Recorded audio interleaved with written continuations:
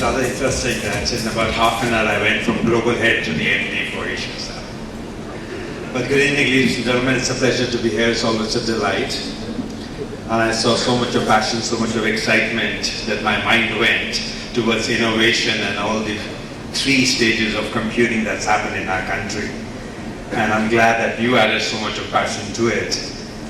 But fundamentally, we come from an industry where we don't give regard to the world's most pervasive innovation that we have faced. That's the semiconductor. We all from IT, but the least spoken thing is the semiconductor. And if you go beyond semiconductor and go beyond this industry, nobody even understands that without semiconductor, there will be no internet. There will be no mobile technology. There will be no autonomous driving that is going to help mankind. So let's try and dedicate the next couple of minutes to the semiconductor industry. We've got policymakers here. And let's talk about what this industry does for us. This industry adds $202 billion to the global GDP directly. It deploys over 1.2 million people directly. And indirectly it goes and supports over $405 billion to the industry, supporting over 6.5 million people.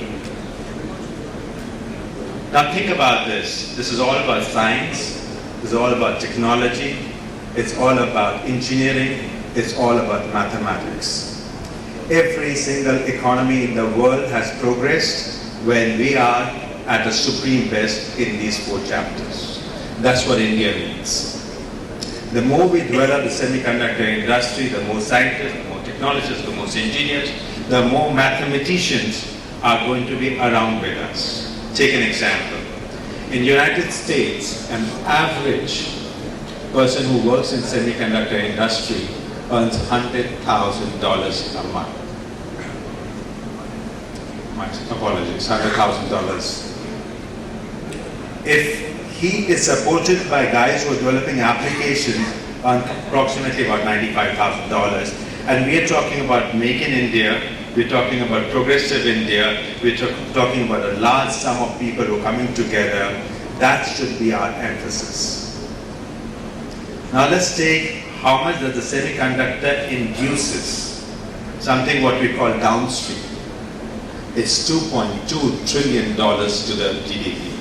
$2.2 trillion to the GDP. Let's take some examples. Let's take an example of mobile. Everybody's excited about mobile technology. There are more mobiles than the number of people on this planet.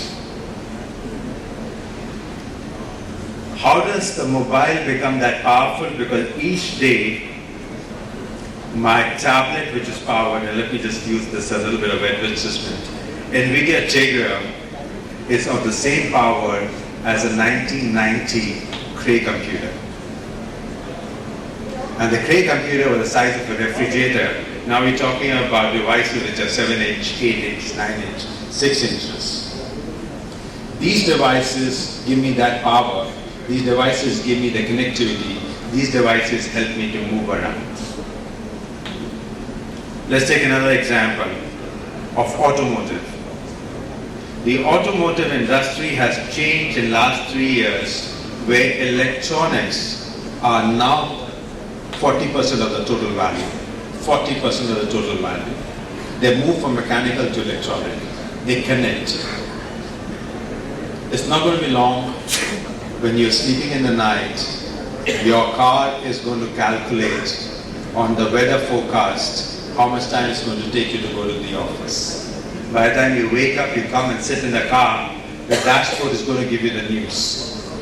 By the time it's giving you the news, the car is already calculating which is the journey path that I need to take. It's definitely not going to take you 2 hours, which it took me to reach to the Crown Plaza. They possibly find a little better way, hopefully. I do come from Bangalore, so the chances are less. Hopefully Delhi will give us an opportunity around that. Right? Look at what's going to happen to the cities. Our cities are burgeoning. We spoke about sensors, we talked about connectivity, smart energy, smart city. You're only going to save all that if you're connected. Barcelona is a living example around that.